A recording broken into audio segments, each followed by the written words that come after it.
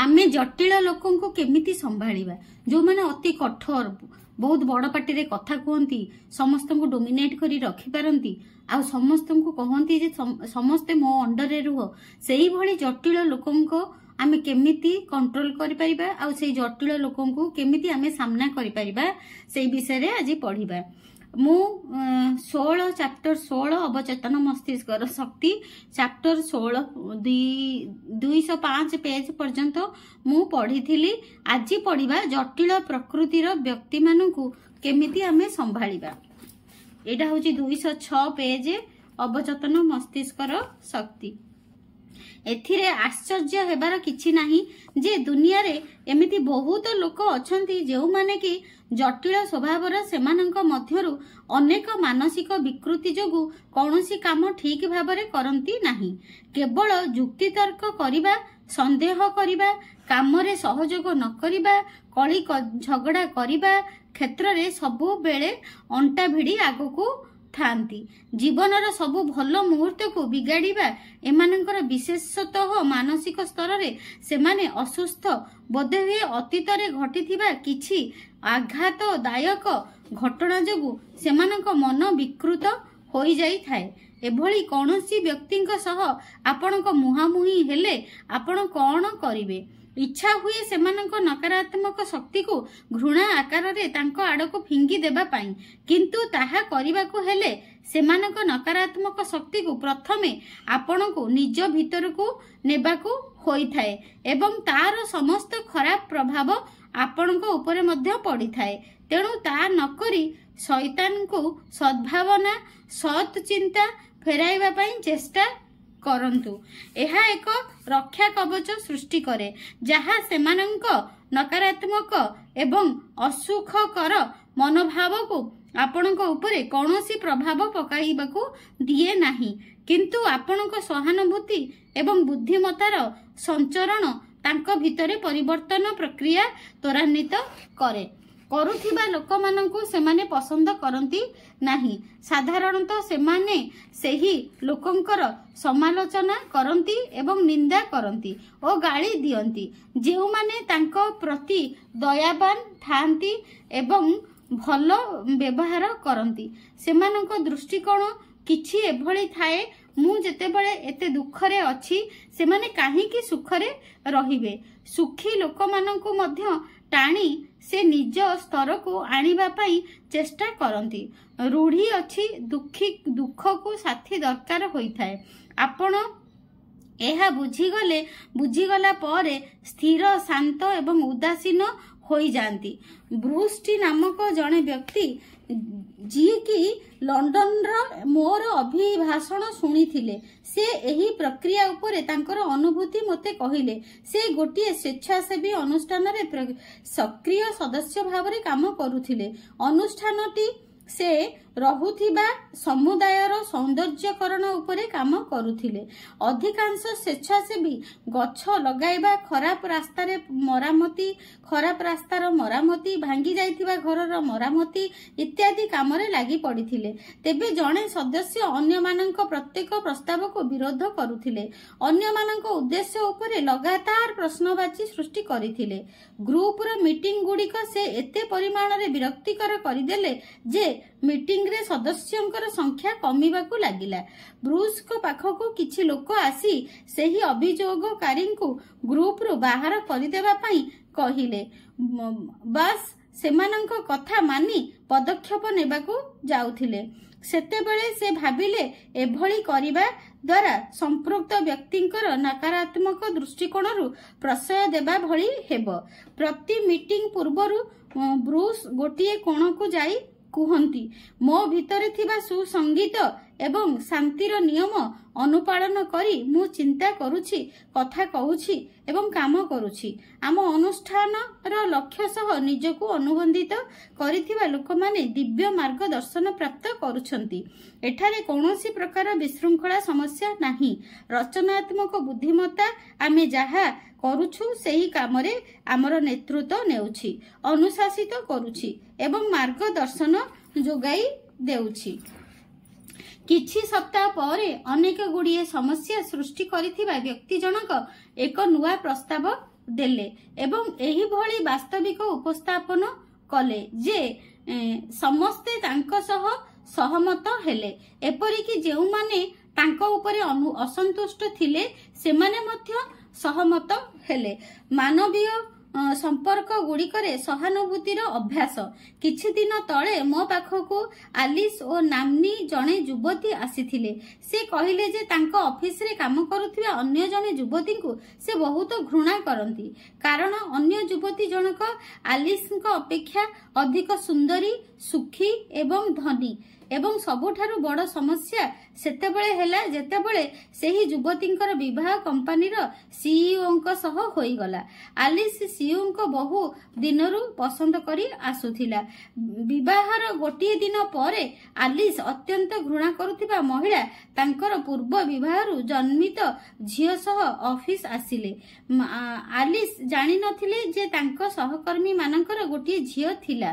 एही एपरि कि तांकर आगुरु विवाह होइथिबा कथा मध्य से जानि नथिले। जन्मगत कौनसी समस्या कारणरु छोट झियोटीर गोड़ पंगु होई जाइथिला। झियोटी तार माँ को कहूथिले आलिस को कानरे पड़िला, मम्मी एठी मो नुआ डाडी भी काम करूछंती ना, मते बहुत भल लागुची काहेकि ना एठी मते भल पाउथिबा सबु लोक अछंती। सेही छोट झियोटी पाई मो मनरे बहुत श्रद्धा आसिला। आलिस मते कहिले मु बुझी पारिथिली से केते खुशी थिबो। सेही महिला जनक एते कष्टरे थिले बोली मु जानि मध्य नथिली, तथापि से खुशी रे रही पारुथिले। हठात तांको पाई मो भितरे प्रेम भावना जागृत हेला। मु तांको ऑफिस गली, तांको दुनिया रे सबु खुशी मिलु बोली कामना कली। प्रकृत रे मु एहा चाहुथिली। सेही मुहूर्त रे आलिस जहा अनुभव कले तांको मनोवैज्ञानिक भाषा रे संवेदन शक्ति कुहा जाए। एहा सहानुभूति भली सम्मान नुहे जोथिरे आमे अन्य मानक भावना बुझु एहा ताठारु अधिक। एहार अर्थ अन्य काहार स्थिति रे एवं मानसिक दृष्टिकोण रे निजर रखिबार कल्पना करिबा। आलिस निजर मानसिक प्रवृत्ति अथवा निज मनर भावना अन्य महिलांक पई जागृत कले एवं संपृक्त महिलांक मस्तिष्क द्वारा चिंता करिबा एवं अनुभव करिबा आरंभ कले। वास्तव रे से अन्य महिला भली एवं गोटिए छोट झियोटी भली चिंता करिबा आरंभ करिदेले। से झियोटीर मां को दृष्टिरु देखुथिले जदि कोनोसी समय रे अन्य मानकु आघात देबा किंबा सेमानकर क्षति करिबा विषय रे आपण चिंता करंती तेबे आपणक मानसिकता को मोसेस को मन भीतर को नियंतु एवं जीशुंकर 10 आदेश अनुଯାୟୀ चिंता करंतु। जदि आपणक मनरे ईर्ष्या किंबा क्रोधर भावना आसुछि निजको जीशुंक मन मध्यकु नियंतु एवं तांको दृष्टिकोणरु देखंतु। आपण शब्दर सत्यता अनुभव करंतु, परस्पर को भल पांतु। दृष्टिकरण कदापि विजय लाभ करे नाही।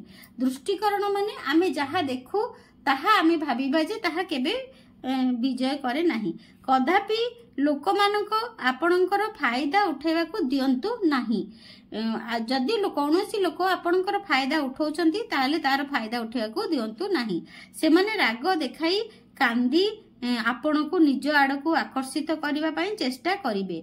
एभली लोके आपण को निजर गुलाम करबा पई चाहंती, आपण को निज इच्छा रे परिचालित करबा पई चाहंती, किंतु आपण फसी जांतु नाही। दयावान हुअन्तु किंतु विचलित हुअन्तु नाही। सेमानंक आगरे नई जांतु नाही। सेमानंक पागलपण स्वार्थपरता प्रदर्शन रे निजर सहयोग दियंतु नाही। जहा ठीक ताहा करंतु।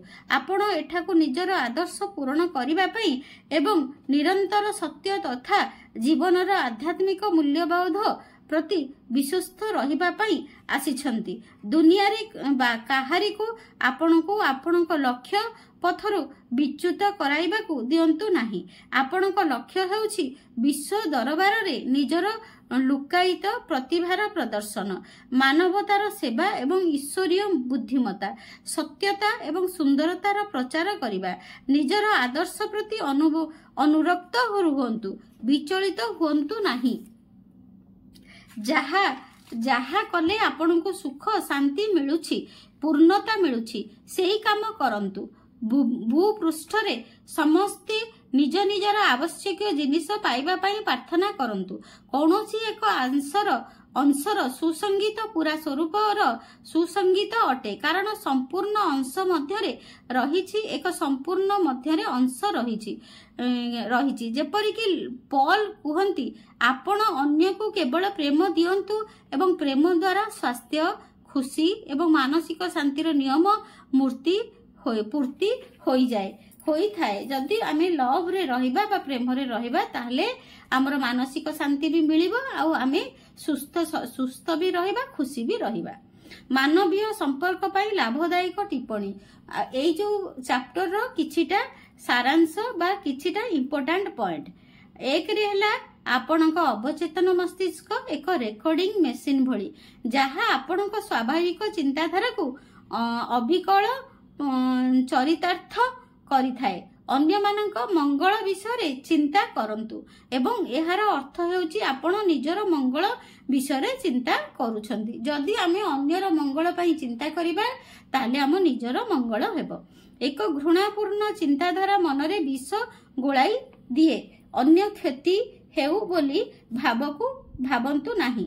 ଏହା କରିବା ଦ୍ୱାରା ଆପଣ ନିଜର କ୍ଷତି ବିଷୟରେ ଚିନ୍ତା କରୁଛନ୍ତି। ବିଶ୍ୱରେ ଆପଣ ହିଁ ବିଚାରକ ଅଟନ୍ତି ଏବଂ ଆପଣଙ୍କ ବିଚାର ରଚନାତ୍ମକ ଅଟେ। ଯଦି ଅନ୍ୟର କୌଣସି କ୍ଷତି କରିବା ପାଇଁ ଚିନ୍ତା କରୁଛନ୍ତି, ତେବେ ତାହେଲେ ଆପଣଙ୍କର ପ୍ରଥମେ କ୍ଷତି ହେବ। ଆପଣ ମନ ଏକ ରଚନାତ୍ମକ ମାଧ୍ୟମ ଅଟେ। ଆପଣ ଅନ୍ୟମାନଙ୍କ ବିଷୟରେ ଯାହା ଭାବନ୍ତି, ଅବିକଳ ତାହା ଆପଣଙ୍କୁ ଅନୁଭୂତ ହୁଏ। ଏହା ସୁବର୍ଣ୍ଣ ନିୟମର ମନୋବୈଜ୍ଞାନିକ ଅର୍ଥ। ଅନ୍ୟମାନେ ଆପଣଙ୍କ ବିଷୟରେ ଯାହା ଭାବନ୍ତୁ ବୋଲି ଆପଣ ଚାହାନ୍ତି, ଆପଣ ଅନ୍ୟମାନଙ୍କ ବିଷୟରେ ତାହା ଚିନ୍ତା କରନ୍ତୁ। ଅନ୍ୟକୁ ଠକିବା, ଲୁଟିବା କିମ୍ବା ଧୋକା ଦେବା ଆପଣଙ୍କ ପାଇଁ ଅଭାବ, କ୍ଷତି ଏବଂ ସବୁ ପ୍ରକାର କ୍ଷତିକୁ ଆମନ୍ତ୍ରଣ କରିଥାଏ। ଆପଣଙ୍କ ଭିତରେ ଚାଲିଥିବା ଭାବନା ଏବଂ ବିଚାର ଗୁଡ଼ିକୁ ଆପଣଙ୍କ ଅବଚେତନ ମନ ରେକର୍ଡିଂ କରିଥାଏ। ଆପଣଙ୍କ ନକାରାତ୍ମକ ପ୍ରବୃତ୍ତି କାରଣରୁ କ୍ଷତି, ଅଭାବ ଏବଂ ଦୁର୍ଦ୍ଦଶା ଅନେକ ଉପାୟରେ ଆପଣଙ୍କ ପାଖକୁ ଫେରି ଆସିଥାଏ। ବାସ୍ତବରେ ଯାହା ଆପଣ ଅନ୍ୟମାନଙ୍କ ସହ କରନ୍ତି, ତାହା ଆପଣ ନିଜ ସହ କରୁଥାନ୍ତି। ଯେତେବେଳେ ଆପଣ କିଛି ଭଲ କାମ କରନ୍ତି, ଦୟାଭାବ ପ୍ରଦର୍ଶନ କରନ୍ତି, ଯେଉଁ ପ୍ରେମର ଭାବନା ଆପଣ ଅନ୍ୟମାନଙ୍କୁ ପଠାନ୍ତି, ସେସବୁ ବହୁଗୁଣିତ ହୋଇ ଆପଣଙ୍କ ପାଖକୁ ଫେରିଆସେ। ଆପଣ ଅନ୍ୟମାନଙ୍କ ବିଷୟରେ ଯାହା ଚିନ୍ତା କରନ୍ତି, ସେଥିପାଇଁ ଆପଣ ହିଁ ଦାୟୀ।